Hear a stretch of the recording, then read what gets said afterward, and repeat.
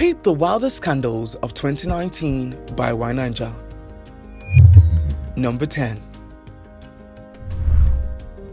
University students have sex. Babcock cannot handle. University students have sex, that's what they do, isn't it? Sometimes they get carried away and make a porno too.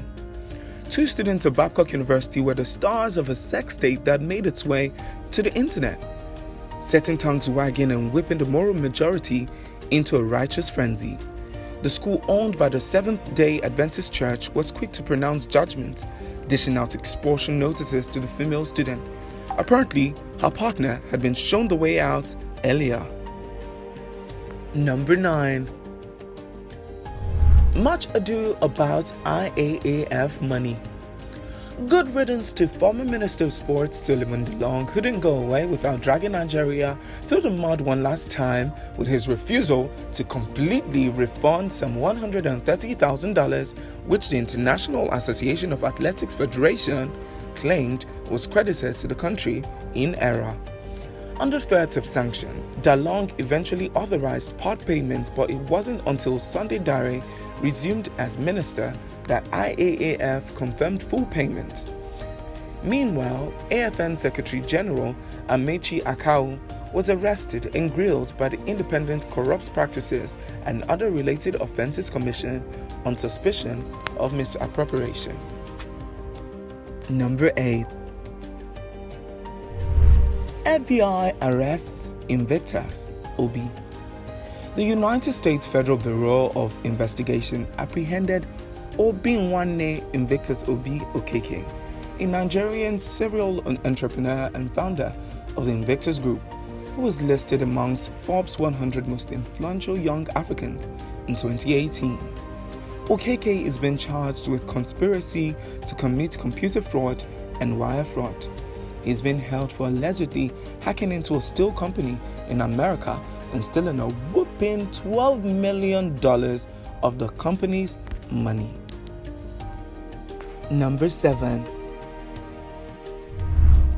Divergent Enterprises is bad business. Twitter was shook to its core when allegations of shady business practices, scam deals, and undignified treatment of staff began to emerge across several businesses operated by Divergent Enterprises. The company set up and run by Gloriose and Mugiwa Folorunsho. The picture that emerged was a workplace so toxic, self-respecting persons had no business existing there. Folks who had been watching closely noted that this behavior by Osei and hubby Folorunsho has been documented extensively on Ireland, but for some reason, the couple emerged unscarred.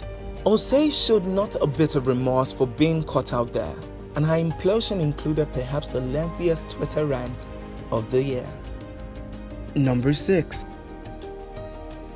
Onyema, indicted by US DOJ. Onyema, man of the people and founder, CEO of Nigeria's largest domestic airlines, Air Peace, was indicted by the US Department of Justice on charges of bank fraud and money laundering for the alleged illegal movement of more than $20 million.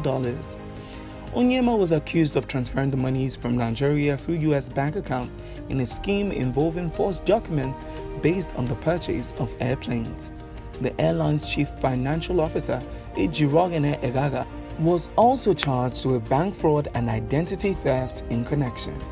Both have maintained their innocence. Number 5.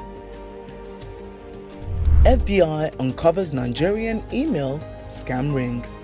In a high-profile investigation going on for years, United States authorities charged 77 Nigerian nationals with participating in a conspiracy to steal millions of dollars. The fellows were accused of using business email fraud schemes and romance scams to con mostly elderly victims. The US police arrested 14 suspects, and a complementary EFCC operation tagged Operation Rewired, and cybercrime-related fraud recovered $169,850, 92 million naira, and 4 exotic cars from 167 Yahoo boys in 38 days. Number 4.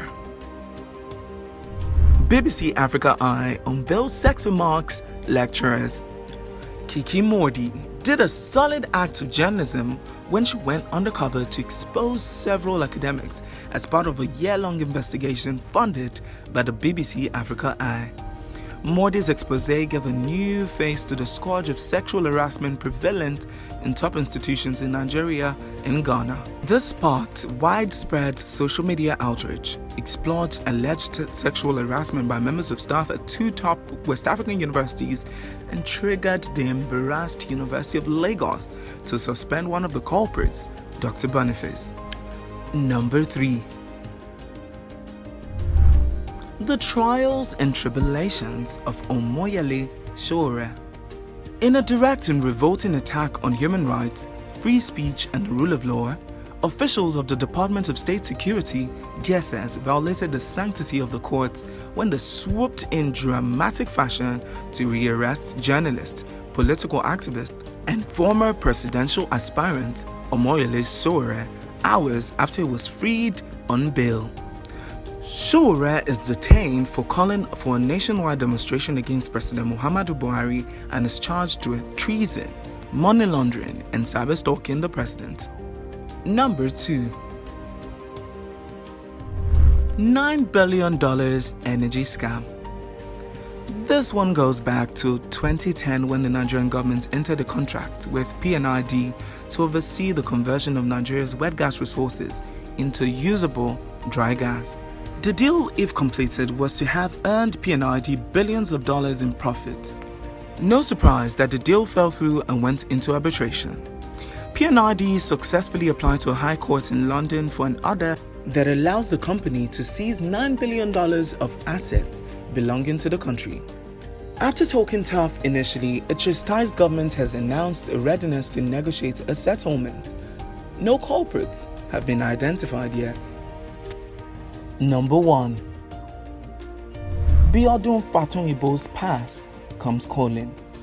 This paper started an avalanche via an emotional interview with Busola Dakolo, where she accused Biodun Fatoyinbo, founder of the trendy Commonwealth of Zion Assembly, of raping her repeatedly when she was a teenager. Other women came forward and Wine and Jar was on top of the story, pursuing it to wherever it would lead. And it led to places: shady pastors, corrupt policemen, intimidation of plaintiffs.